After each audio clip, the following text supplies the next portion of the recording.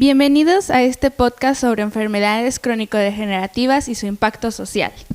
En este espacio exploraremos cómo estas enfermedades afectan no solo a la salud de quienes las padecen, sino también su calidad de vida, el sistema de salud, la economía y la sociedad en general.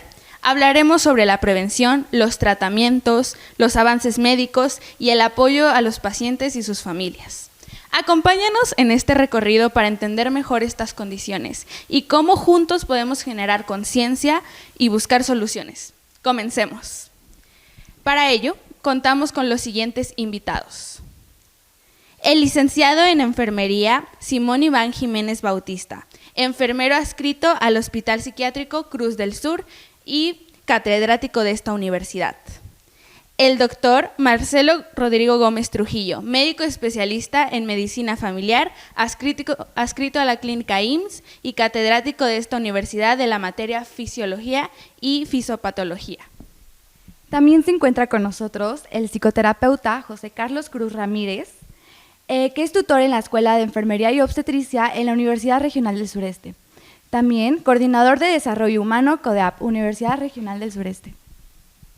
Bueno, empezaremos este podcast con la primera pregunta, que es: ¿cómo definiría las enfermedades crónico-degenerativas y qué las hace diferentes de otras enfermedades? Ok, buenos días a todos. Hablar de enfermedad crónico-degenerativa es muy vasto. No solamente entra diabetes y hipertensión, sino también pueden entrar enfermedades neurológicas, enfermedades autoinmunes, pero creo que aquí en el podcast va más encaminado específicamente más a dos principalmente, que son las que nos abaten prácticamente en los días de hoy, que es diabetes mellitus tipo 2 e hipertensión arterial. Y yo sumaría ahí, a lo mejor propiamente no como una enfermedad, pero sí como un factor predisponente, la obesidad, sobrepeso, obesidad, que es un problema que estamos teniendo a nivel mundial. Y en México, pues con mucha más razón, tenemos el primer lugar a nivel mundial en obesidad infantil. Entonces, ¿qué definiría una enfermedad crónico-degenerativa? Pues propiamente las dos palabras lo dicen muy claro. Crónico, porque desde que aparece hasta, como yo siempre digo a mis alumnos, que es como el matrimonio, hasta que la muerte nos separe, ¿no? Y degenerativa porque al paso de los años va afectando otros órganos, entonces va degenerando algunos otros tejidos y algunos otros órganos. Entonces es un parteaguas, porque normalmente en la consulta donde yo laboro, en el Seguro Social, nosotros vemos 24 pacientes todos los días, y de esos 24 pacientes, mínimo 15 pacientes de todos los días son diabéticos o hipertensos, o algunos que son mixtos, ¿no?, que tienen diabetes e hipertensión. No sé si... Buenos días. Es un aspecto muy importante de la enfermedad, tanto física como emocional, porque como psicólogo también en consulta llegamos a tener pacientes de jóvenes o adultos, incluso niños también con una enfermedad de este tipo, que dice: es que yo cómo voy a dejar de comer mis sabritas o mis frituras si es lo que tengo tiempo para comer, ¿no? Y un choque entre lo que le gusta a la persona, su dieta diaria, con lo que piensa que tiene que dejar de hacer y consumir, y que va con esa parte de ya no puedo hacer nada, ya no puedo comer ni beber nada, y ese aspecto emocional pues puede generar ansiedad, depresión, múltiples enfermedades de aspecto emocional a partir del diagnóstico de esta enfermedad crónico-degenerativa. Muchísimas gracias. Ok, bueno, mira, antes que nada, muy buenos días a todos.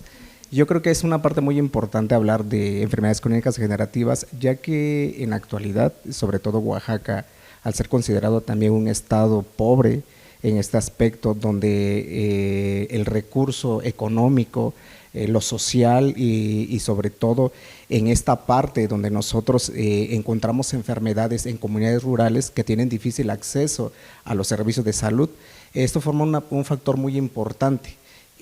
Cabe mencionar lo que comentaba el doctor, es muy cierto, de que también esas enfermedades crónicas degenerativas pueden ser a corto y a largo plazo, y que de una u otra manera va a cambiar su vida del paciente, y nuestra responsabilidad como enfermeros y como enfermeras en el ambiente hospitalario o en la comunidad es reforzar estos conocimientos para llegar con los pacientes y darles a comentar o darles las herramientas adecuadas para mantener y mejorar su salud.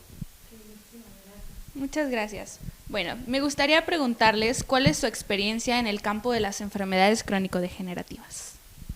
Bueno, volviendo al área de medicina familiar, donde yo me desenvuelvo, pues es triste decirlo, pero realmente es la primera causa de consulta.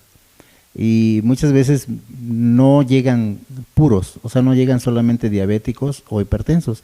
El paciente diabético normalmente ya trae otras cosas, trae sobrepeso, obesidad, dislipidemia, ácido úrico elevado, a veces traen algunas otras enfermedades concomitantes, que es lo que hace a veces complicado el tratamiento, porque no solamente le vas a dar un medicamento para la diabetes, sino para todos los factores. Por eso normalmente en el equipo de salud se llama así, equipo de salud, porque nosotros somos una pequeña parte de un equipo multidisciplinario. En las unidades de medicina familiar contamos con psicología, con nutrición, trabajo social, odontología, ¿no? Entonces es un equipo vasto, y si fuera necesario, pues se cuenta con un segundo nivel, a donde se mandan a las diferentes especialidades: cardiología, endocrinología, medicina interna, la especialidad que sea necesaria, ¿no? Porque normalmente, desafortunadamente, la diabetes o la hipertensión traen muchas complicaciones de muchos tipos, o sea, de muchos órganos. Podemos mencionar sobre todo ello las cardiopatías. Está afectando, es la primera causa de mortalidad en nuestro país y en el mundo, son las enfermedades cardíacas. Entonces, uno de los factores que predisponen a esas enfermedades cardíacas son las enfermedades crónico-degenerativas. Y en mi experiencia en la parte del hospital psiquiátrico, anúdale que ya tiene una enfermedad, una crónica degenerativa, aumentale también una enfermedad mental. Nosotros en el aspecto trabajamos mucho sobre todo el autocuidado. El hecho de que nuestros pacientes tengan una enfermedad mental y todavía se le complica la hipertensión, la obesidad, o tienen estas enfermedades, como bien me comentaba el doctor, las cardiopatías, que al final del día forman parte muy importante, y nos han aumentado el número de casos de pacientes que van con más diagnósticos anudados a ello.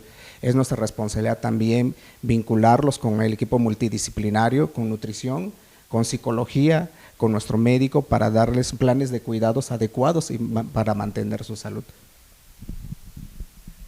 Desde el punto de vista psicológico, yo tuve la oportunidad de trabajar en un CESA, donde hay varias especialidades, además del primer nivel. Ahí llegaban varias interconsultas, siempre era por interconsulta. Puede ser por un tiempo. Se detecta, vaya al psicólogo para que tenga este primer contacto con la enfermedad. El segundo tipo que puedo hacer yo dividir es ya que no hay el famoso apego a tratamiento.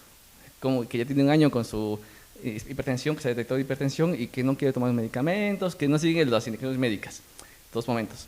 El tercer momento sería esta parte donde ya hay una complicación grave, ¿no? Donde ya un paciente con diabético ya llegó a eso, ¿no? ¿Por qué? Porque todo lo anterior quizás no fue la mejor forma de llevar a cabo. Y entonces, desde el punto de vista psicológico, hay tres momentos, ¿no? La prevención, la primera atención, el motivar, el buscar la forma de que el paciente sea consciente de esa enfermedad, y también, sobre todo, de su cuidado, que es la parte más importante del cuidado y la importancia de ese cuidado, y evitar llegar al tercer punto, donde hay que abordar ese punto de vista tanatológico de vamos a tener que apuntar un pie, un dedo, por esa parte de que no tuvo cuidados. Ya se cambia totalmente la atención, ya no es preventiva, sino es ahora tratamiento específico para ese desenlace. Okay, muchísimas gracias a todos. La siguiente pregunta es, ¿cuáles son los desafíos más comunes que enfrentan las personas con enfermedades crónico-degenerativas? Gracias. En este punto creo que son muchísimos, y el más grande de ellos es el personal. O sea, son las ideas, son los sentimientos, es la familia, es la cultura. Oaxaca, que se caracteriza por muchísimo tipo de comida y de todos los modos, dijeran comúnmente el dicho, ¿no? Entonces, ese es un primer punto muy importante, un choque entre la cultura, entre la salud, entre lo que puede venir después o lo que tiene que dejar. Es una situación que al paciente, a la persona, le pone en jaque. Yo siento que le pone en jaque porque se asocia muchas veces la enfermedad, el diagnóstico de enfermedad, como muerte.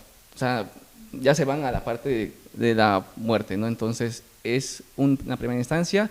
Otra parte de la cultural, desde el punto de vista no tan profesional, en la parte personal, la familia. Oye, José, come más, te hace falta pastura, ¿no? Así dicen algunos tíos. Y esta situación social, ¿cómo impacta? Porque se asocia el estar delgado con enfermedad y el estar llenito con salud, con vitalidad, con vida, ¿no? Entonces, esa parte es cambiar el chip y toda la cuestión cultural que, de alguna forma, también yo siento que ese es un punto profesional particular, que permea todo, ¿no? Permea todo de que, es que en mi casa dicen que si como mucho estoy sano y mi abuela me da de comer, por ejemplo, ¿no? Y si no como o ya me llené, pues no le gustó, se enoja la abuela porque no me acabé la comida. Híjole, es enfrentarse con toda esa parte. Entonces, creo que ese es el choque cultural, de educación, de salud, de los hábitos alimenticios, es muy complejo. Muchísimas gracias. Sí, de los retos más grandes, fíjense que yo creo que sí, tiene que ver mucho la cultura, el nivel académico, el nivel educativo que tenemos en nuestro estado. Híjole, a mí yo me he ido de espaldas porque hace algunos años incluso estudiantes de enfermería hicieron aquí alrededor de ustedes, en el Rosario, una investigación en la cual valoraron el nivel educativo y no rebasamos la primaria, estando prácticamente dentro de la ciudad. Entonces digo, si nos vamos a las comunidades, pues yo creo que estaríamos más o menos igual. Ese es un punto en contra. Otro punto en contra, pues es que somos un estado pobre, ¿no? Pobre entre comillas, porque somos muy ricos en otros recursos, pero yo creo que son mal empleados. Y la otra es de que normalmente no hay el hábito, el fomento de la medicina preventiva, empezando por las escuelas, o sea, empezando desde la kinder, primaria, secundaria. Yo siempre le digo a los alumnos cuando están estudiando para inglés, digo, lo que no aprendiste en el kinder, en la primaria, secundaria, en la prepa, no lo vas a aprender ahorita en un día, ¿no? Para un examen. Pero es muy importante. ¿Por qué? Porque normalmente el niño que no tiene un hábito de un deporte desde pequeño, es muy difícil que, o sea, no es imposible, pero sí es un poquito más complicado, más difícil que lo pueda retomar en la edad adulta. La otra es que muchas de las veces cuando uno da la noticia de una enfermedad crónico-degenerativa, también hay que tener empatía, hay que tener mucho cuidado cómo decirla, porque muchos pacientes, digo, mucha gente incluso ya va con el diagnóstico en la mano, o sea, ya sabe que es diabético y tiene todavía una luz de esperanza en esperar que les diga uno que no es diabético, ¿no? Y muchas de las veces incluso yo lo que hago es meterme a internet, bajar la guía, enseñársela al paciente para que él lo acepte, porque es una parte muy importante. Mientras el paciente no acepte su enfermedad, así vaya con el mejor médico, no le va a ir bien, ¿sí? Aceptar no quiere decir, ya, pues ya soy diabético, no. Aceptar quiere decir que tiene que empezar a hacer cambios en su estilo de vida, o sea, algo que dejó de hacer en algún momento de su vida, empezarlo a retomar, como buenos hábitos alimentarios, pues de bajarle al alcohol, quitar el cigarro, bajar de peso, ¿no? Hacer ejercicio, una alimentación sana. Normalmente, por ejemplo, para los hipertensos hay una dieta muy famosa que es la dieta DASH, que no es otra cosa más que implementar pues frutas, verduras, bajarle a las grasas, ¿no? A las grasas saturadas, hacer deporte. Normalmente muchas veces uno piensa que está haciendo uno deporte, pero para pensar que uno está haciendo deporte, incluso hay una fórmula que es 200 menos tu edad, y a eso que sale de resultado le sacas el 75%, y esa es la frecuencia cardíaca que debe estar tu corazón latiendo en el momento de hacer un ejercicio de bajo impacto. Si fuera de mediano impacto, lo multiplicas por 0.5, si es de alto impacto por uno. Entonces, digo, a veces vivimos engañados, ¿no? Pensamos que estamos haciendo ejercicio, pero realmente no lo estamos haciendo. Aunque digo, de eso a nada, por lo menos ir a caminar, pues es muy bueno, ¿no? Ahora ya las guías internacionales ya han cambiado. Antes decían al menos 30 minutos, ahora ya prácticamente le están pegando a los 45 minutos, 5 días a la semana. Entonces, yo creo que dentro de los impactos pues más grandes es que cada día nos está rebasando, las enfermedades nos están rebasando a los servicios de salud. Entonces, no nos damos abasto. De hecho, yo en la unidad donde yo trabajo, normalmente ahorita ya se abrieron los servicios de fin de semana, porque no se da abasto entre semana el número de consultas a los pacientes, teniendo 10 consultorios en la mañana, 10 consultorios en la tarde, servicio de atención médica continua. Ahora ya contamos con los servicios de fin de semana. Entonces, yo creo que uno de los retos mayores es ese, ¿no? Pero yo creo que el objetivo principal sería trabajar en la prevención. Sabemos que la prevención es más barata que dar un tratamiento o curar y que rehabilitar. Claro, sí. También considero que la parte económica, impacta muchísimo la parte económica. Desafortunadamente, al ser nuevamente un estado rico en muchas cosas, pero también pobre en otras cosas, la cultura que mencionaba el psicólogo, la parte económica impacta sobre todo en los tratamientos, ¿no? No es lo mismo que una persona que venga de una comunidad tenga los recursos para comprar el medicamento a una persona urbana. Entonces, sobre todo, y el trabajo, ¿no? Muchas de nuestras comunidades, pues nuestros pacientes pues son campesinos, ¿no? Trabajan o consumen de lo que tiene ahí y es difícil ponerles una dieta. Y la parte económica va a impactar sobre todo en mayores hospitalizaciones, en las consultas, en estar constantemente, si el paciente ya tiene un prediabético, estar consulta tras consulta, y si no tienen la solvencia económica, muchos de nuestros pacientes pues también dejan de asistir. La parte social, la parte que tenemos sobre todo de salud, que se supone de que hoy en día es universal y es para todos, sigue impactando también, porque no es, yo si soy derechohabiente del ISSSTE y quiero ir a un seguro social, ahí viene ese rechazo, ¿no? O normalmente regañamos a nuestro paciente, sobre todo con obesidad, que viene cansado, y yo le digo a los estudiantes, y reímos en esta parte, nosotros todavía que el paciente viene haciendo su esfuerzo para llegar a la consulta, cansado, agotado, tendemos nosotros, el personal de enfermería, a regañarlos, ¿no? Y se va la paciente pues ya con el ánimo bajo, ya se va triste, ¿y qué pasa? Pues la enfermera saca de su gaveta pues su coca y sus sabritas, ¿no? Y es cuando también nosotros tenemos que formar parte de esa conciencia y sobre todo de apoyarlos en la parte emocional, en la parte espiritual y muchas veces en la parte económica, porque a veces de nuestro dinero también sale, pues vayas a comprar esto, yo la apoyo con el otro, o buscar ayuda en otras asociaciones para poder solventar esta necesidad. Muchas gracias. Ya que hablamos de prevención, ¿qué factores de riesgo contribuyen a la aparición de estas enfermedades? Pues yo creo que son muchos, ¿no? Yo creo que el factor, la edad incluye, entre más grandes somos, también vamos a tener ciertas enfermedades también de edad. El sexo, también el sexo forma parte, ahorita que estamos en que todos somos iguales, estándar entre hombres y mujeres, pero sí impacta sobre todo más en este aspecto, yo considero, o si no mal me equivoco, en hombres, porque somos más sedentarios que en las mujeres, ¿no? Dentro de los factores podemos también ver factores psicológicos, factores económicos, factores culturales, que van a impactar en esta parte, sobre todo en el autocuidado. Volvemos al autocuidado. Si nosotros no aprendemos a cuidarnos a nosotros mismos, no vamos a poder llegar también con el paciente, y nosotros como enfermeras debemos de empezar con nosotros mismos, hacer ejercicio nosotros mismos, consumir alimentos sanos para poder enseñar a los pacientes. Sí, en relación a la pregunta, que son los factores de riesgo, pues yo sí creo que el simple hecho de ser mexicano o ser latino es un factor de riesgo por nuestro tipo de vida, nuestro tipo de alimentación, por el sedentarismo.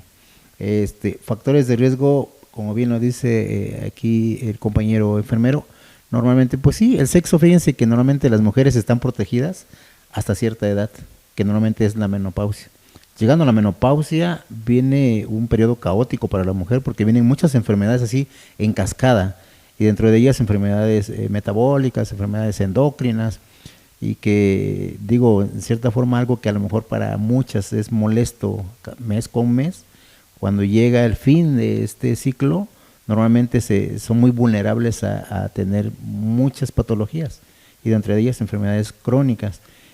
Otro factor de riesgo yo creo que también es, los libros lo marcan, aunque es muy cierto, el nivel educativo. El nivel educativo bajo, ese es un factor de riesgo muy importante. La parte económica, lo que nos está pegando muchísimo, en primer lugar, es el sobrepeso y obesidad. Eso es prácticamente el primer lugar en factores de riesgo. Otro factor de riesgo muy importante es el tabaquismo. La alimentación. La alimentación, yo recuerdo cuando era muy pequeño, hace ya muchos años, comíamos, nos daba tiempo de comer en familia, e incluso papá todavía tenía que regresar a trabajar en la tarde, pero estábamos todos sentados en la mesa. Ahora prácticamente cada uno come donde le da tiempo, donde puede y a donde está su alcance económico, ¿no? Y muchas de las veces esa comida es comida chatarra. Digo, algo que a mí me llama la atención es que sí, de repente a veces con tal de no tener hambre, se alimentan con comida chatarra, llámese refresco, llámese alguna fritanga, ¿no? Entonces sí es muy importante los hábitos alimentarios, los hábitos nutricionales, porque si si seguimos a este paso, vamos a tener muchos problemas. Otra es la edad. Se espera que no más allá del 2040 vamos a ser una población vieja. Y eso no es tan alentador, porque no es bueno llegar. O sea, lo importante no es llegar, sino saber cómo llegar. O sea, lo triste es que muchas veces, hace muchos años, las enfermedades crónicas degenerativas, por ejemplo, diabetes, muchas veces no veíamos insuficiencia renal porque el paciente ni siquiera llegaba a ese punto. Ahora con los nuevos medicamentos que han llegado, pues la vida o la esperanza de vida de un paciente diabético se prolonga, pero al llegar a prolongar, pues aparecen otras complicaciones que no se veían antes, hace muchos años. Dentro de ellas, por ejemplo, la insuficiencia renal, ¿no? Que más o menos como para que se den una idea, el sector salud, hablando del Seguro Social, donde yo laboro, se lleva más o menos 20% del presupuesto, tan solo en el programa de diálisis y hemodiálisis, o sea, pacientes, incluyendo trasplantes, ¿no? Entonces sí es un reto muy, muy importante, y los factores de riesgo pues son a la luz del día. Todos los días hay niños que tienen sobrepeso. El simple hecho de medirnos la cintura, pues, si la cintura en la mujer mide más de 88, en el hombre más de 90, prácticamente ya tenemos un riesgo cardiometabólico. Para hablar de factores, creo que pongo un ejemplo que es: tengo hambre, es de noche, ¿qué hay que cenar? Pues unos taquitos, ¿no? Unos taquitos, una tlayuda, algo ligero, ¿no? Unos 2 órdenes de taquitos. Esta parte de, sí es cierto, es sabrosísimo que a veces tus tacos con su salsa, su limón, muy rico, ¿no? Pero ¿cuánta grasa tiene ahí? Y de ahí a dormir. Es parte de ahí porque son hábitos, son formas de concebir la vida, cómo disfruto yo la vida. La parte también afectiva, esta asociación entre ansiedad, depresión, manía. O sea, estamos en clases, por ejemplo, en su momento, ¿no? Yo cuando era alumno, y exámenes, y pues, para calmar la ansiedad vámonos por unas sabritas o por algo de comer, y estamos ahí botaneando, picando algo, o sea, para calmar mi ansiedad. Cuando hay una situación ahí de tristeza, de depresión, ya se romantiza, ¿no? Hay muchas películas. El domingo estamos en la casa, nuestra botana, nuestro cóctel ahí de todas las frutas o frituras que existen, y una película para poder bajar la depresión. Ese es mi tratamiento para la depresión. O sea, 1 litro de helado, más tantas botanas, más una coquita para bajar el... O sea, y son hábitos y son cosas que vemos todos los días, y no es únicamente de hombre y mujer, sino creo que todos estamos expuestos a tener una situación emocional que repercuta en la salud física. Entonces yo creo que estos factores son múltiples y siempre van en comorbilidad, van asociados, nunca son solitos. Yo creo que tampoco hay que olvidar el factor hereditario, ¿no?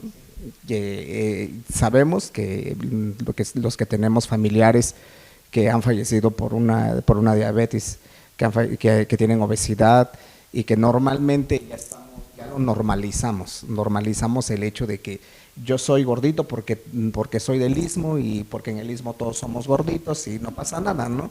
O porque vengo también de cierta cultura. Pero lo hereditario también es algo muy importante y que no lo debemos de dejar fuera. Debemos de saber, debemos de conocer quiénes son nuestra familia, qué enfermedades tienen, y que yo las voy a adquirir en algún momento si también no llevo un hábito o si no llevo una responsabilidad con nuestro cuidado. Es algo importante que debemos de recalcar. Sí, claro. Un comentario al respecto de algo que comentaban los doctores aquí presentes. Sí, México es un país muy pobre, pero ¿por qué México tiene en primer lugar de obesidad y de hipertensión, ¿no? Es la pobreza por un lado, pero si come, está gordito porque come bien, tiene para comer. Y quizás se malentiende, ¿no? Se malentiende el comer bien con el comer saludablemente o en suficiente cantidad o cantidad adecuada. O sea, sí es cierto, somos como país un país pobre, pero ¿en dónde se invierte esta parte de dinero? sale más barato comprar una coca y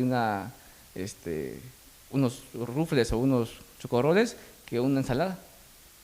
Ensalada 100 pesos, ¿no? Como por decir, y es una, economía, y dos, el tiempo, ¿no? Pues rápido voy a la tienda, paso, me compro mi chocotorro, mi coca, vámonos, en el camino comí. O sea, esa parte, por eso que decía, no son como que muchos factores que se juntan y nunca van separados.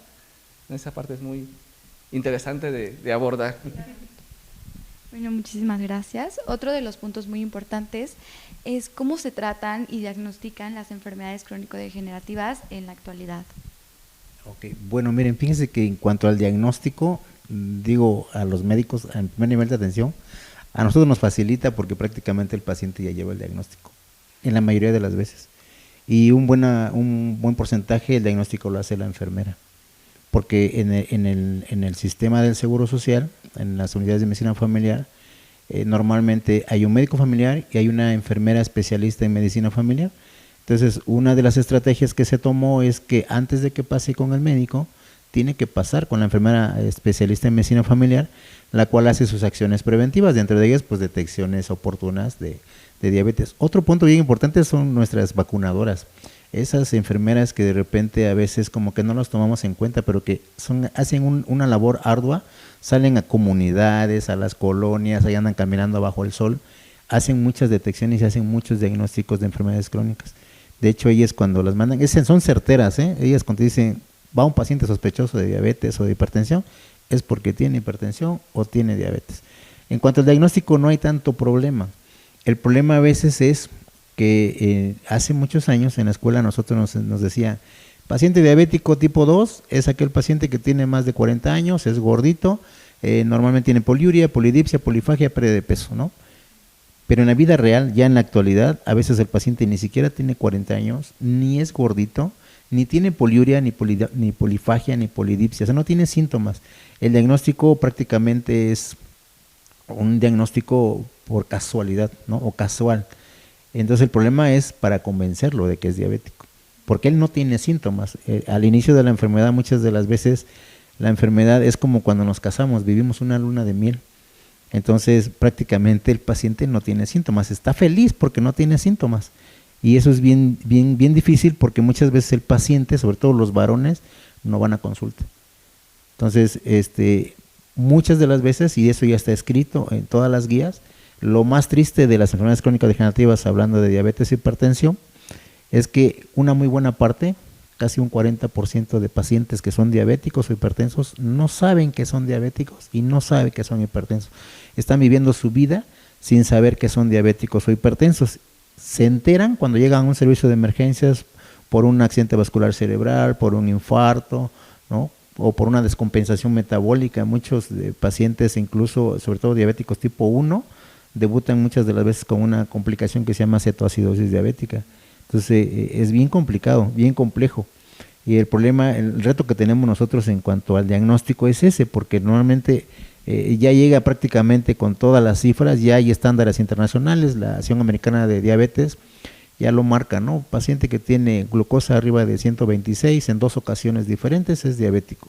Paciente que tiene una glucosa al azar, a la hora que le tomes la glucosa sale arriba de 200 es diabético. El paciente que tiene hemoglobina glucosilada, que es un estudio también más especial o más específico, antes manejaban 7, ahora ya lo bajaron a 6.5. Si tiene 6.5 con síntomas de diabetes es diabético, o la otra es una prueba específica que se llamaba curva de tolerancia a la glucosa. Se modificó porque se ahorran uno más piquetes para el paciente y ahora se llama tolerancia oral a la glucosa con una carga de 75 gramos. Esa a las 2 horas y sale arriba de 200 es diabético. Entonces, cuando tú ya tienes las herramientas y le demuestras al paciente que es diabético, aún así, pues yo creo que es como si nos dijeran a nosotros, tienes cáncer. El primer punto sería la negativa, o sea, no lo acepto, pues, ¿no? Y es ¿por qué? Porque tu vida cambia completamente. Vas a dejar de hacer muchas cosas, vas a empezar a pensar en otras cosas, ¿no? Como ir a una consulta cada mes, como tomar un medicamento todos los días, tu vida cambia. Entonces, en cuanto al tratamiento, pues la fortuna que tenemos, sobre todo en el nivel del Seguro Social, es que ahorita contamos con medicamentos pues, relativamente nuevos. Nuevos quiere decir que son medicamentos que normalmente vienen combinaciones de varios medicamentos. vienen 2 o 3 medicamentos en una sola pastilla o en una sola presentación. Y eso nos facilita porque normalmente evitas que el paciente esté tomando una pastilla cada 8 horas, cada 12 horas.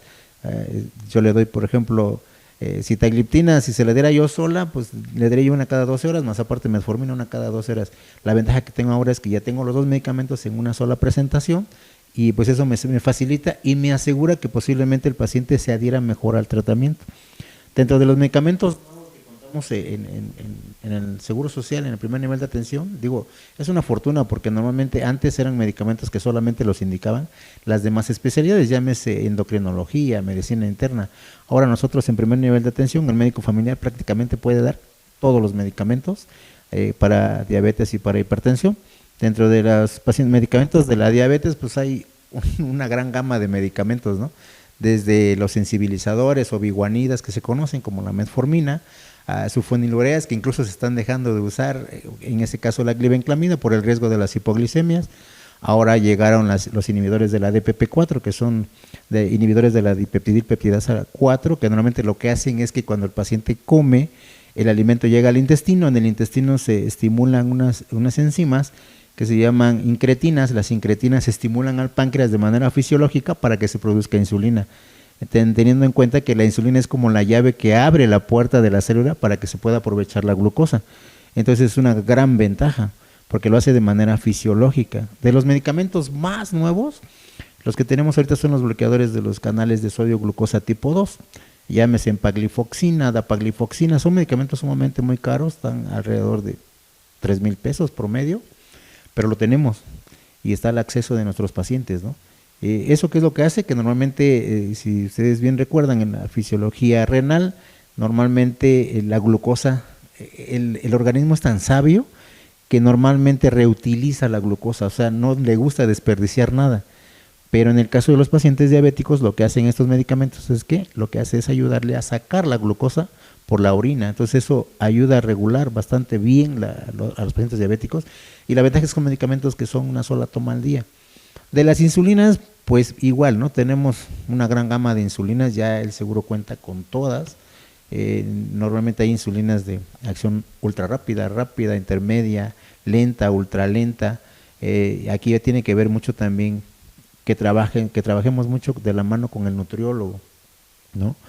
Y si lo hacemos de manera complementaria, pues el paciente es un éxito, pues, ¿no? Digo, a mí me da mucho gusto porque, por ejemplo, uno evalúa a los pacientes cada 3 meses con estudios de laboratorio y hemos visto que, por ejemplo, los bloqueadores de sodio glucosa tipo 2 están reteniendo o están deteniendo las complicaciones renales, las complicaciones de insuficiencia cardíaca.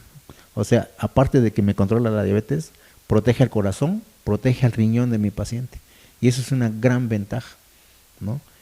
Un reto también es iniciar un tratamiento con insulina, porque el paciente piensa que la insulina es el último tratamiento, piensa que porque ya no hay de otra, pues, ¿no? Pero realmente si nosotros entendiéramos la fisiopatología de la diabetes, sabemos que lo que va a pasar es que lo que está pasando es que está disminuyendo la producción de insulina.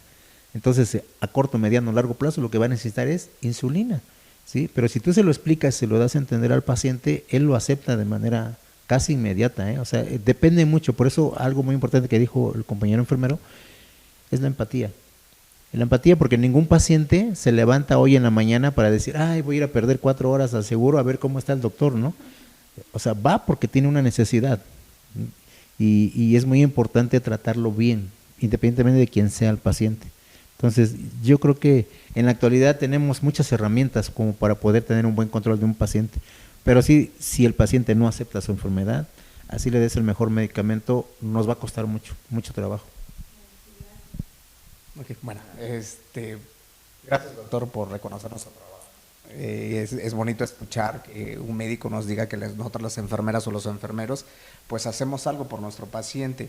Dentro del tratamiento también podremos incluir que nosotros como enfermeras no olvidarnos de la visita domiciliaria. Eso es importantísimo. El paciente va con nosotros, ya va con un diagnóstico, va con un tratamiento, pero hay que darle seguimiento y esa es responsabilidad nuestra como enfermera, de ir a su casa a averiguar si efectivamente está haciendo por él lo mejor que puede para mejorar su salud. La visita domiciliaria que hoy en día la hemos dejado de hacer es importante volverla a incluirla en nuestras actividades, porque eso nos va a ayudar también a nosotros a saber y conocer dónde están esos factores de riesgos, porque puede estar en la familia, a lo mejor el paciente es el único que tiene la enfermedad crónica degenerativa y sus otros familiares no.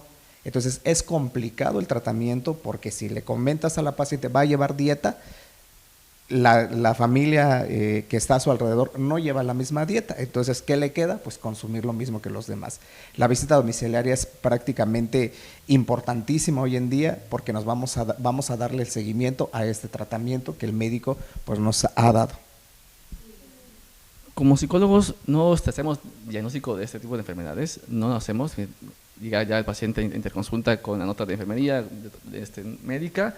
Pero ¿qué hacemos nosotros? Evaluar, diagnosticar esta parte de lo asociado, síntomas asociados a la diabetes, a la hipertensión, porque puede ser en ocasiones pacientes que siguen su tratamiento, sin embargo factores externos a él, como el trabajo, problemas con la pareja, etcétera, infinidad de factores que influyen en su tratamiento de una forma negativa, porque, pues sí, doctor, yo tomo mi medicamento y tomo todo mi dieta y todo, pero es que tengo tal problema con mi pareja, o con mi papá, o con mi hermano, y son situaciones no físicas, sino más aspectos emocionales o de relación, que eso sí se tiene que diagnosticar, ver qué síndrome se asocia a esta enfermedad.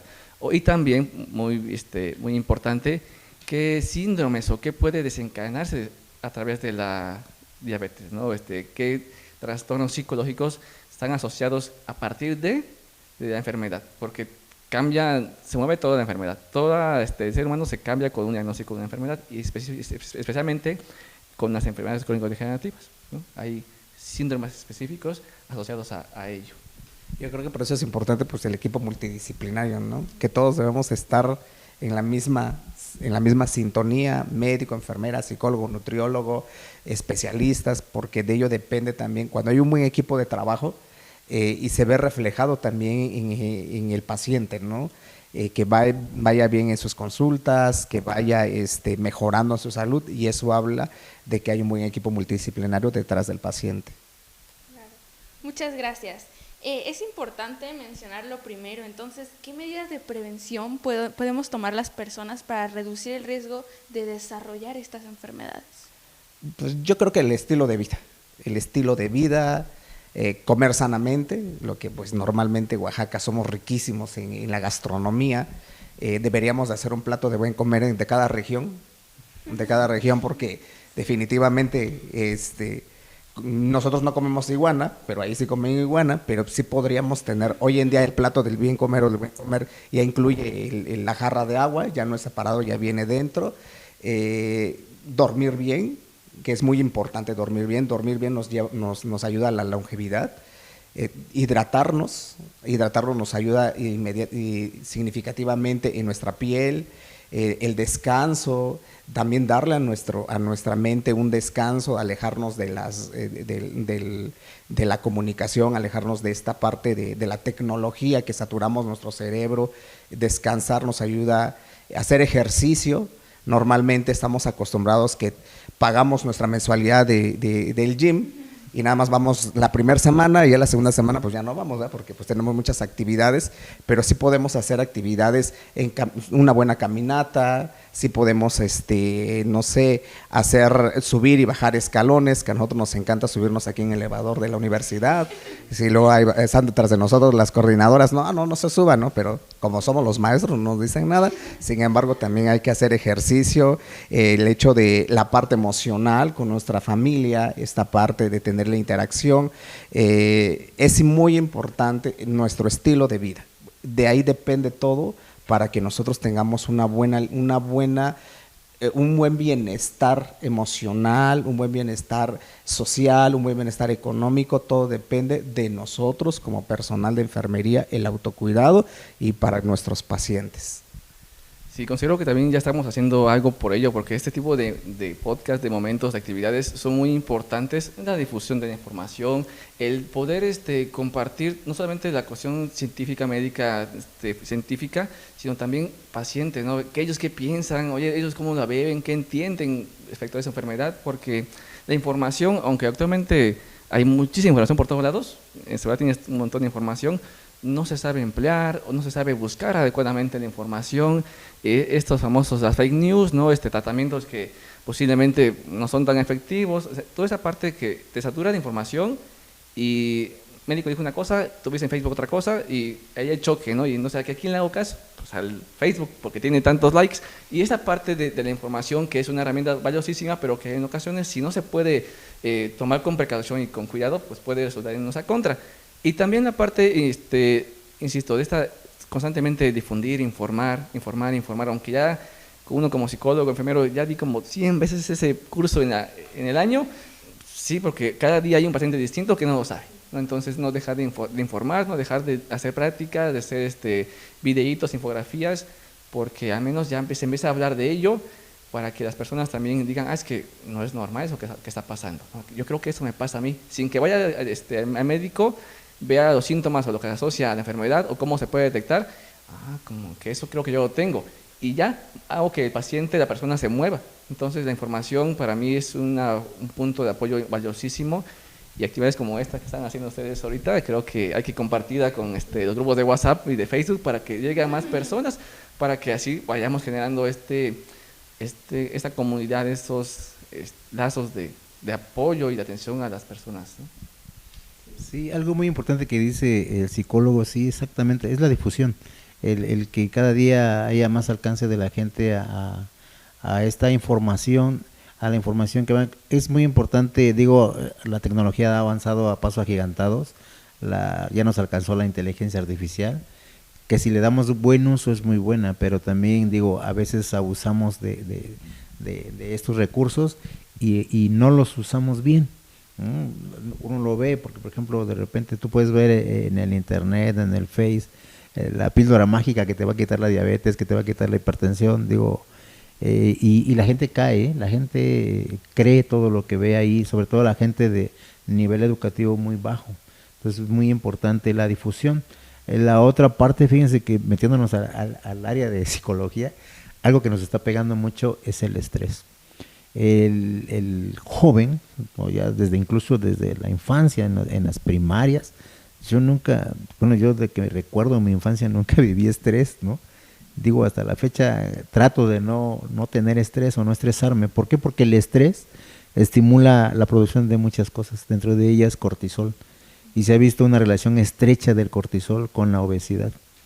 Entonces, yo siempre le digo a mis alumnos, yo no te puedo quitar los problemas, pero sí aprende a vivir con el estrés.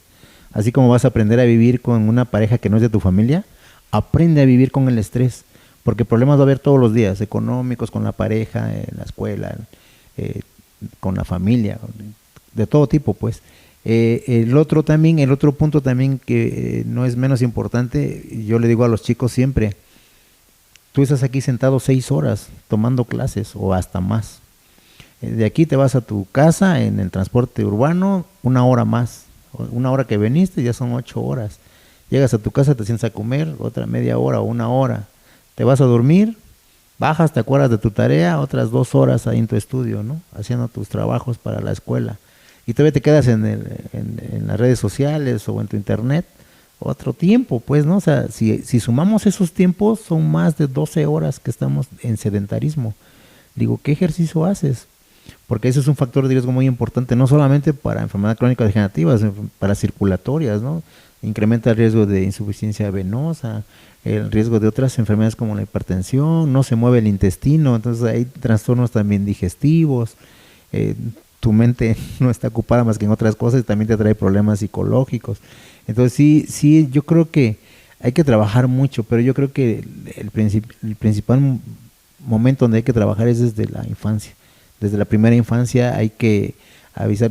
Cuando te llega un niño a tus manos, un bebé, un recién nacido, yo siempre le digo a las mamás, haz de cuenta que Dios te manda un pedazo de barro, de ti depende cómo lo vas a formar. De hecho incluso hasta hay un libro que se llama Estamos creando monstruos, porque realmente tienes la oportunidad de formar a tu hijo como tú lo quieres. Yo le digo, hablando de la salud, en los alimentos, su paladar está virgen.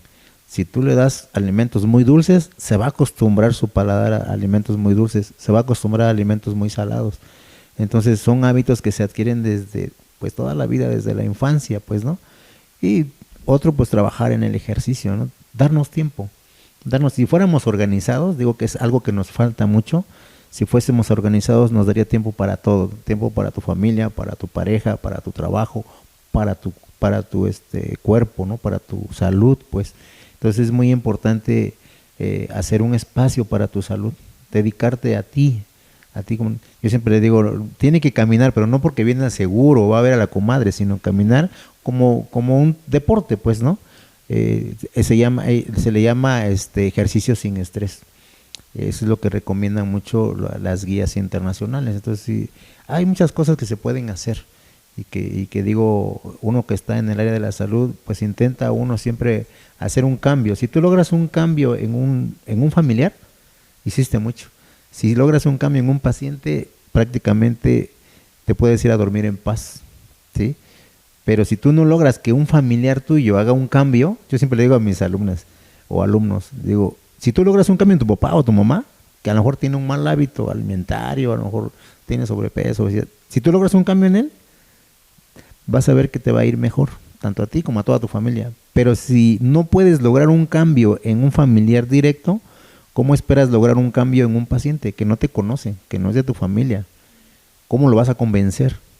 Entonces, es todo un arte, llegar a hacer cambios en un paciente, cambios en hábitos alimentarios, en hábitos de su salud, pues, ¿no? Entonces, sí, es un reto pues muy bueno el que se tiene en el área de la salud, y ustedes que van encaminados hacia allá, créanmelo, yo por siempre digo, el primer día de clases yo siempre les digo, ¿estás segura que quieres ser enfermera o enfermero?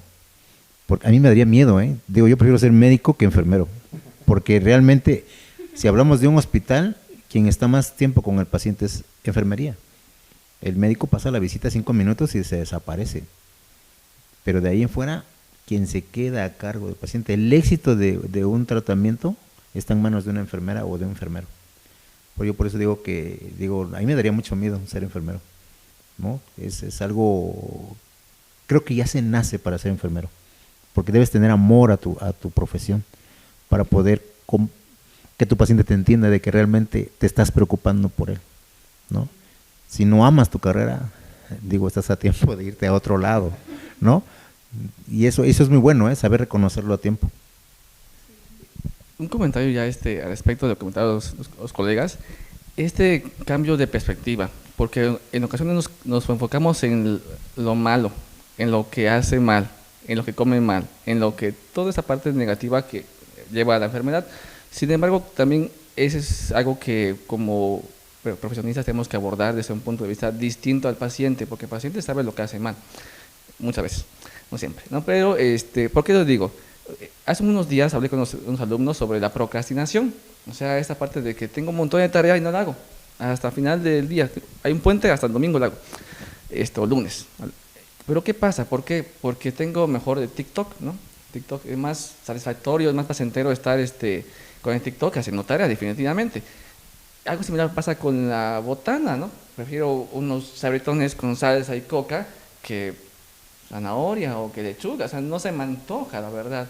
Y yo soy honesto, no se me antoja mucho ese tipo de comida. Sin embargo, entonces, ¿qué tengo que hacer para poder trabajar? Encontrar algo placentero, algo satisfactorio a esa actividad que tengo que hacer. En el caso de la dieta o de la alimentación saludable, buscar algo que sea atractivo para el paciente, algo que atraiga, que aparte de que va a ser bueno para su salud, que lo sienta como algo bueno para él y que poco a poco lo vaya apropiando. Porque si decimos no haga esto, no haga esto, no haga esto, ya se cierra. Y creo que todos hacemos esa parte. No hagas esto, y más lo hacen niños chiquitos, ¿no? Y esa parte, entonces, buscar actividades que sean enfocadas al bienestar, pero no que sean aversivas, ¿no? Porque coma sano, tome agua y zanahorias. Oye, mi coquita hace calor, quiero una coquita, pues prefiero la coca porque es más sabrosa, no en ese sentido. Pero y la de vidrio, por favor, no sabe igual. Bueno, ahora qué pasa si estas medidas de prevención pues no se siguen. ¿Cuáles serían las complicaciones que pueden llegar a surgir con estas enfermedades crónico-degenerativas? Mira, considero de que los sistemas de salud son muy buenos.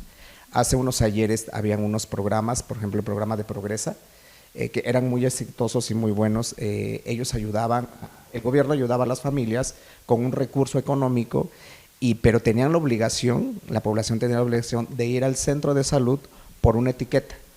Ellos tenían la obligación de ir a limpiar su ¿cómo se llama?, su casa, a pintar bardas, que se nos ha olvidado también ese tipo de acciones que nos corresponden.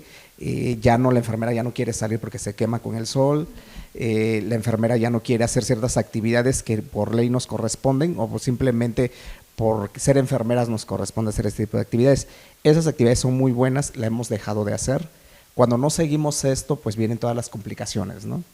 Todas las complicaciones, lo que conlleva a un paro cardíaco, lo que conlleva también a una pérdida a lo mejor de un miembro de nuestro cuerpo, y es tan impactante que cambia el estilo de vida de toda la familia. Entonces, si nos apoyamos de estas nuevas generaciones, si nos apoyamos de esa nueva tecnología, haciendo los TikToks, haciendo videos, esas actividades, y si el paciente no lo hace, no hay poder humano que podamos cambiarle el chip al paciente de que mejore su salud. Es como el alcohólico, si el alcohólico dice, sí, estoy enfermo y necesito ayuda, es lo mismo. Si ellos no aceptan que tienen una enfermedad, si ellos no aceptan que necesitan ayuda, no va a haber poder humano que cambie esa mentalidad, esa percepción de las complicaciones que tienen las enfermedades crónicas degenerativas. Y hemos visto infinidad de cosas en que incluso lo cultural forma parte muy importante, la autonomía del paciente, ¿no? Porque el paciente ya llega con el pie necrosado, ya el doctor ya le dice que ya va para una amputación y no se lo quiere cortar porque así se quiere ir, porque su religión no se lo permite. Entonces tenemos que respetar esa autonomía, pero es consecuencia de no seguir el proceso del autocuidado o no seguir estos procesos para mejorar nuestro bienestar emocional. Entonces es un reto muy importante de todos nosotros, del mismo paciente, de la familia, para poder mejorar esa salud. Gracias, doctor. Sí, hay que ver también desde el punto de vista psicológico en qué momento llega la consulta, porque en ocasiones tiene su pase de interconsulta, pero saca la cita, pero no llega, y pasa a siguiente consulta con el médico, la enfermera, ahí sí va, pero no llega a psicología. Entonces, desde ahí ya posiblemente se está teniendo la parte física, pero la parte emocional, afectiva, nos atiende, y hay un apartado en el DSM donde trastornos afectivos asociados a enfermedades metabólicas, ¿no? Y tiene todos los síntomas que se pueden a veces confundir con depresión o con ansiedad, pero habría que hacer una revisión de la historia académica del paciente clínico para poder identificar en qué punto se encuentra el paciente, ¿sí? Porque si está en la prevención o está en inicio de su enfermedad, si ya está en intermedio o avanzada, porque todo eso hay que evaluarlo para poder saber qué se puede esperar. Como psicólogo, que se asocia, ¿no?, a diabetes, trastornos depresivos, de ansiedad, ¿no?, irritabilidad, por ejemplo, y eso pasa porque no hay una conciencia de enfermedad, como usted comentaba, no hay conciencia y tampoco hay apego de tratamiento, y eso complica todo, y eso complica mucho. Bueno, en relación a las complicaciones, pues híjole, nos llevaríamos horas a hablar de complicaciones acá, pero yo creo que las complicaciones más visibles digo porque es lo que más nos está pegando, daño renal. Teniendo en cuenta que las complicaciones se dividen en micro y macrovasculares, desde una retinopatía diabética, insuficiencia renal, ¿no? Que digo, no solamente el gasto que se lleva, sino lo que implica para una familia. Implica desde el punto de vista, sabemos que desde el punto de vista psicológico, pues pertenecemos a un microsistema, pero también a un macrosistema. Entonces, en el microsistema, que es la familia, normalmente pues sí nos pega, porque si quien está enfermo o quien tiene una insuficiencia renal es el proveedor, pues híjoles, mamá va a tener que salir a trabajar, a lo mejor el hijo va a dejar de ir a la escuela porque pues ese día le toca ir a su hemodiálisis o a su diálisis, o se complicó y lo hospitalizaron y está en terapia intensiva.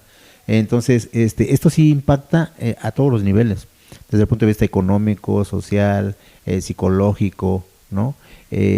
Complicaciones cardiovasculares, sí, es la primera causa de enfermedades cardiovasculares, dentro de ellos infarto agudo al miocardio. Si tomamos en cuenta, se dice que, por ejemplo, una parada cardíaca se va a presentar en un 1% de la población normal adulta. Si a eso le agregamos el riesgo de un infarto agudo al miocardio, porque normalmente los pacientes diabéticos o los pacientes hipertensos, más los diabéticos, van a venir de la mano con hiperlipidemias, o sea, que se va a estar llenando de grasa en las arterias, no solamente las del corazón, también las de los miembros pélvicos, las carótidas, en todos lados se está llenando de grasa. Va a llegar un momento en que se puede obstruir esa arteria y venir un evento tanto cardiovascular como un evento cerebral. De hecho, el simple hecho de ser mujer, por ejemplo, a los 50 años incrementa el riesgo de una fibrilación auricular, riesgo para una enfermedad vascular cerebral. Complicaciones de la diabetes, pues, híjoles, hablaríamos también problemas renales, problemas oftalmológicos, problemas neurológicos, la neuropatía diabética. Los libros dicen que si es un paciente diabético tipo 1, normalmente esa complicación aparece a los 5 años, pero en el paciente diabético tipo 2 puede aparecer en cualquier momento. ¿Qué es lo que pasa? Que realmente cuando hacemos un diagnóstico de diabetes, se dice que el paciente mínimo ya tiene 5 años de diabético. ¿Por qué? Porque por eso es que han bajado las cifras. Hace muchos años para hacer el diagnóstico de diabetes era glucosa de 140 o más. Eso bajó a 126. La Unión Europea está proponiendo que se baje a 110. De tal manera que agarremos más temprano al paciente diabético. Y eso evitaría también tantas complicaciones, bien tratado el paciente en su enfermedad. Si hablamos de alguna otra complicación, pues también digestivas. Hay complicaciones digestivas que vienen de la mano también con el paciente diabético. Si a eso le agregamos la edad, o sea, si es un paciente adulto mayor que ya tiene 20 años de diabético y que normalmente el adulto mayor pues toma menos agua, hace menos ejercicio, se mueve menos, eso trae problemas pues digestivos, problemas musculares, osteomusculares, problemas neurológicos, ¿no? Problemas psicológicos. Entonces, esto es toda una gama de complicaciones que se pueden presentar por enfermedades crónicas degenerativas. La hipertensión, pues también es uno de los factores de riesgo para un accidente, bueno, ahora se llama enfermedad vascular cerebral, que puede ser isquémico o hemorrágico. Afortunadamente el isquémico es más del 80% de las veces, pero pues muchas veces deja secuelas, ¿no? Entonces, un paciente que tiene una complicación le da una embolia y pues va a tener a lo mejor que ir a una rehabilitación por varios años, pues eso implica que también va a impactar en la familia, ¿no? ¿Quién lo va a llevar a rehabilitación? ¿Quién lo va a llevar a sus consultas? ¿Quién va a ir por sus medicamentos? ¿Quién lo va a acompañar a consulta? Es bien triste de repente ver gente adulta mayor en la consulta que llega sola. A lo mejor sí el familiar lo lleva y lo avienta ahí en la entrada de la clínica y hazle como puedes, ¿no? Ahorita vengo por ti, tú me avisas o me mandas un mensaje, porque hasta eso digo, ha avanzado, ¿no? Los adultos mayores ya han aprendido a utilizar el celular y eso hace que el paciente, digo, ¿cuántos hijos tiene? No, pues tengo 5 o 6 hijos. ¿Y quién viene con usted? Nadie tiene tiempo. Yo siempre le digo a los chicos que como papá, mamá tuvieron tiempo para enseñarte a gatear, a caminar, a comer, a tener buenos hábitos, buenos principios, que tú no tengas tiempo para llevarlo por lo menos a una consulta o acompañarlo, ¿no? Porque sí, ¿qué es lo que pasa a veces? Que de repente tú das un tratamiento y a veces el paciente ya no oye bien o pues ya no te pone mucha atención, tú lo das por hecho que te entendió y a veces en una dosis se puede equivocar, ¿no? Realmente le das insulina, le dices, se va a poner 10 unidades de insulina y a lo mejor ni ve bien, le marca más, al rato está en el hospital porque tuvo una hipoglicemia, porque tuvo una complicación aguda, ¿no? Que dentro de las complicaciones agudas entra esa, una hipoglicemia, entra una insuficiencia renal aguda, una cetoacidosis diabética, un estado hiperosmolar hiperglicémico no cetósico. Entonces es toda una gama de complicaciones. Digo, nos llevaríamos aquí varias horas hablando de complicaciones, pero yo creo que sí es muy importante contar con las redes de apoyo. Dentro de la red de apoyo la más importante es la familia. Si no está la familia, va a ser muy difícil que primero que logres un buen control en ese paciente y pues prácticamente lo condenas a que pueda tener una complicación, ¿no? Llámese como se llame la complicación. Entonces sí es muy importante, siempre yo le digo a los residentes, digo, tengo la fortuna de tener residentes ahí que están en formación, yo siempre le digo, no es que yo sea chismoso, pero sí es muy importante conocer a tu familia, a la familia de tu paciente, perdón. Conocer a tu paciente y ver con quién vive, cómo es su relación, ¿no? Porque de ahí depende si tú lo vas a poder controlar o no. Sí, entonces. Muchas gracias. Ya que hablamos de pacientes diagnosticados, ¿qué terapias, qué tratamientos están disponibles para ellos, para los pacientes que ya saben que tienen una enfermedad crónico-degenerativa? ¿Qué sigue? Bueno, si hablamos desde el punto de vista médico, pues digo, hay una gran gama de medicamentos. Si hablamos de diabetes, contamos con medicamentos que se conocen como biguanida, sulfonilureas, contamos con medicamentos inhibidores de la dipeptidasa, los bloqueadores de canales de sodio glucosa tipo 2, contamos con todas las insulinas, contamos con medicamentos como la pioglitazona, rosiglitazona. Cada una tiene una indicación específica, cada una tiene sus riesgos de poderla utilizar. O sea, todas son buenas, todos los medicamentos que existen son buenos, siempre y cuando los uses de manera adecuada.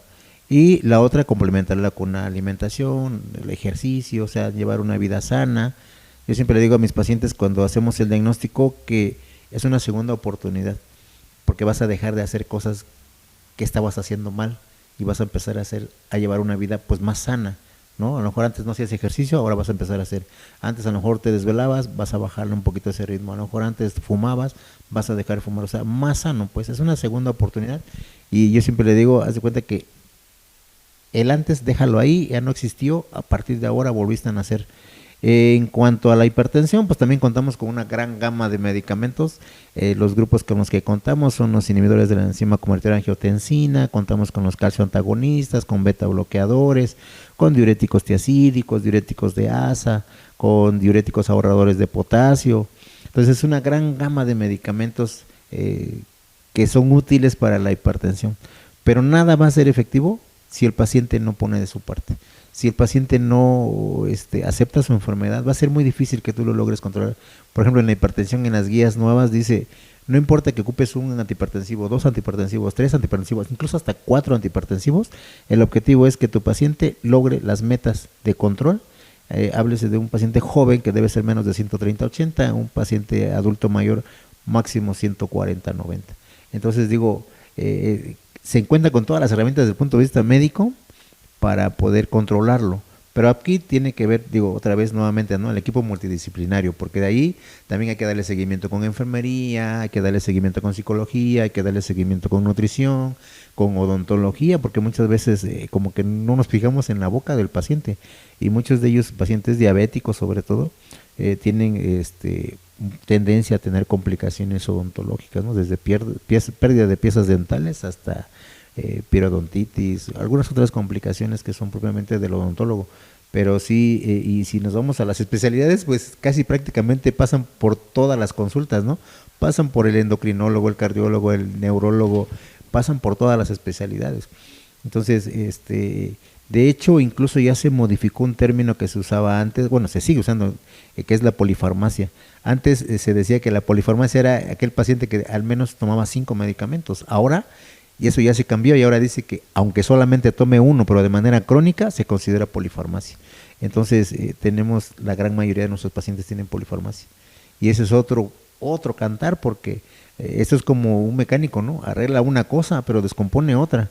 Entonces, a veces pasa eso, de repente hay medicamentos que son muy buenos para una cosa, pero interactúan con otros medicamentos o bloquean la acción de otros medicamentos, y eso también nos trae muchos problemas. Digo, gracias a Dios que existe la especialidad de geriatría, ¿no? Que también nos apoya y nos ayuda mucho. Cuando nosotros rotamos en geriatría y nos hicieron saber, por ejemplo, la lista enorme de medicamentos prohibidos en el paciente adulto mayor, pues prácticamente nos dan. Sí, en ese sentido, yo quisiera abordar el tema desde el punto de vista psicológico. Cuando hay interconsulta, cuando llega el paciente, dice, pero yo no soy loco, ¿no? O sea, yo tengo diabetes, pero no soy loco, o sea, ¿qué cosa tiene que ver una cosa con la otra?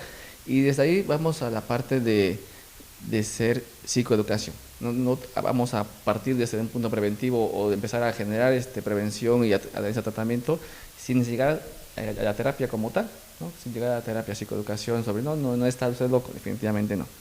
El loco es uno. Y en ese sentido, el psicólogo es el loco, ¿no? Y en ese sentido vamos a partir no solamente desde la terapia, sino desde la psicoeducación, un primer nivel para poder informar, mire, se espera esto. Hay que generar conciencia, hay que darle también un aliciente, dar esperanza al paciente, porque en ocasiones ya pierde la esperanza de que ya tengo esto, ya aquello, ya no tengo ganas de vivir. Entonces hay que darle esperanza también como psicólogos, buscar alternativas, nuevos hábitos de vida, que desaprenda ciertas costumbres o formas de conducirse en su vida.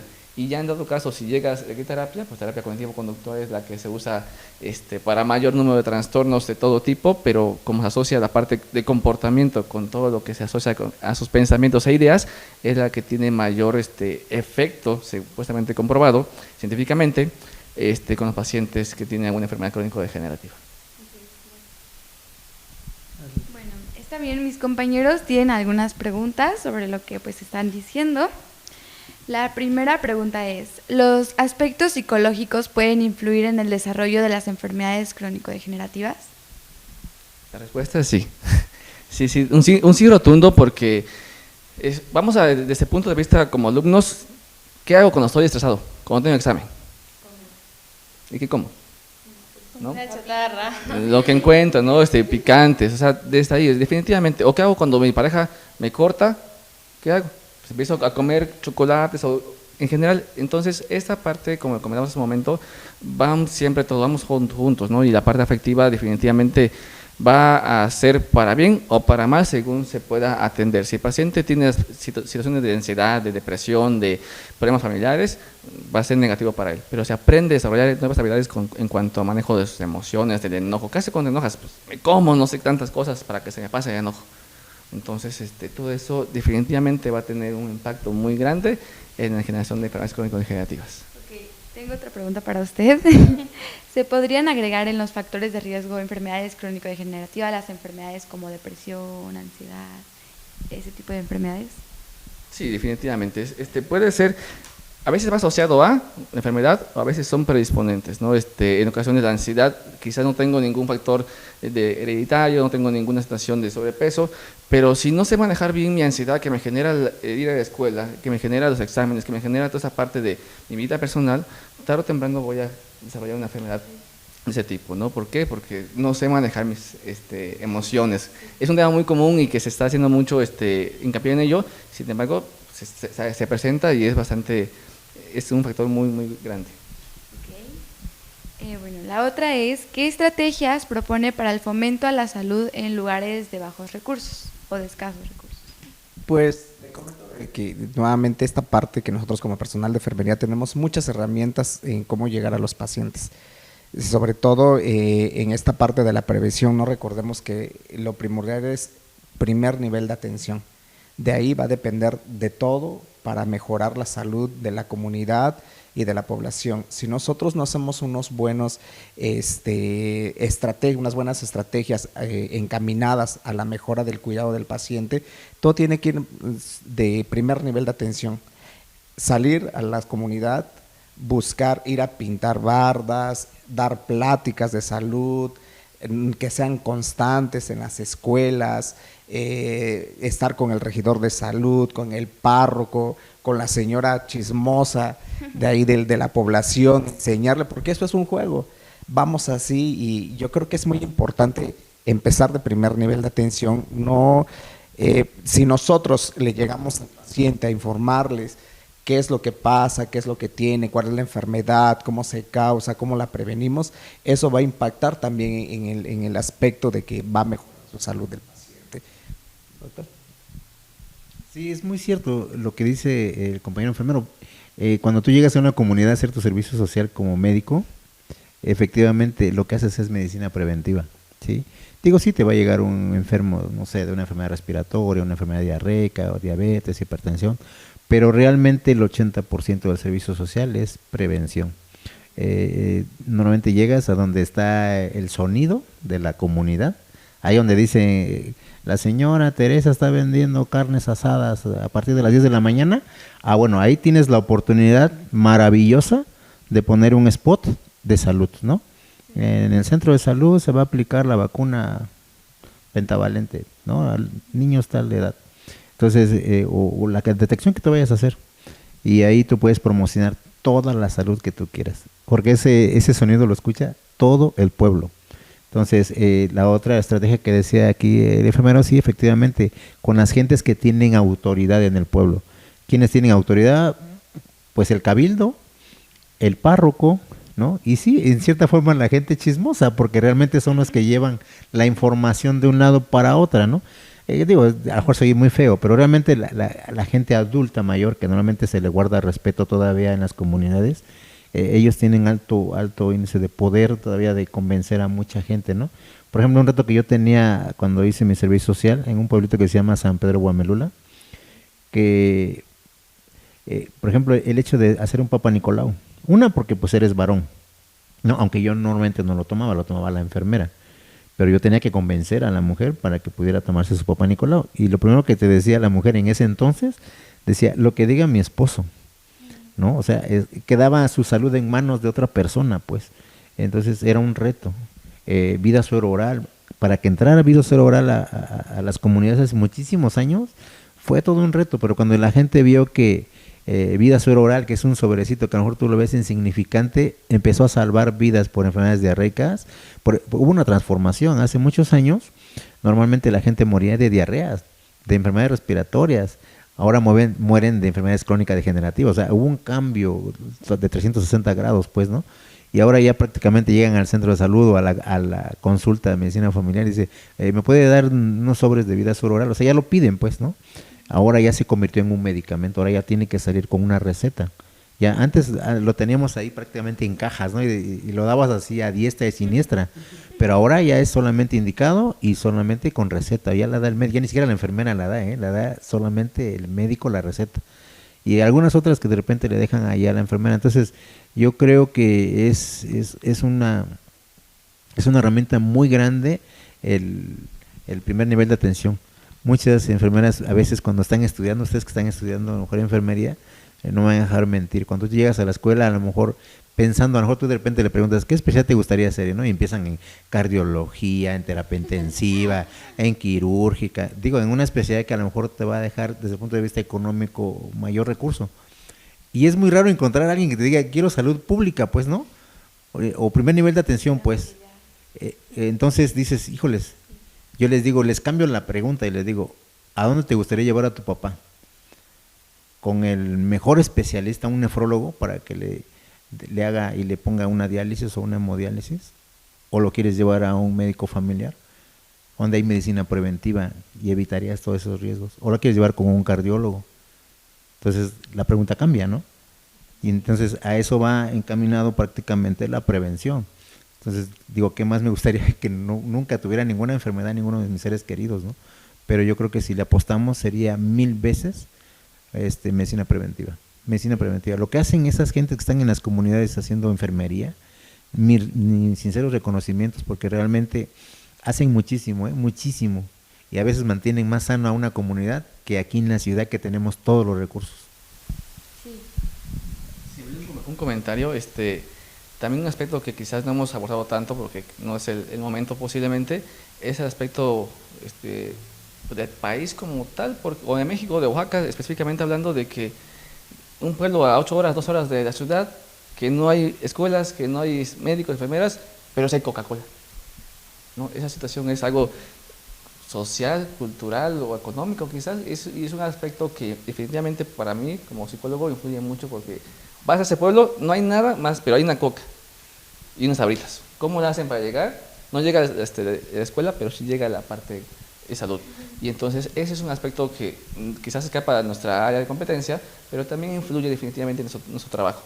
Y en las comunidades como psicólogo todavía hay situaciones donde no quieren a psicólogo, no lo quieren recibir, porque para qué si no están locos, y ese señor o ese psicólogo o psicóloga, no lo queremos, ¿no? ¿Por qué?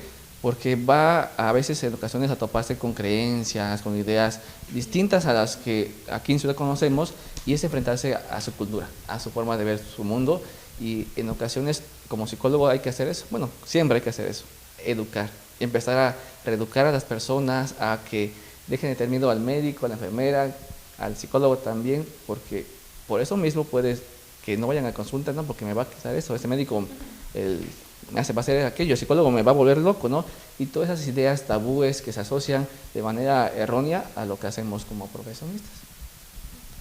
Sí, bueno, muchas gracias. Es muy interesante pues escuchar cada uno de sus puntos de un área diferente, psicología, enfermería, pues medicina. Es muy interesante y pues ya tenemos como un prospecto más amplio y herramientas que podríamos ocupar nosotras. Y bueno, es muy interesante. Así que pues hemos llegado al final de este episodio sobre enfermedades crónico-degenerativas y su impacto social.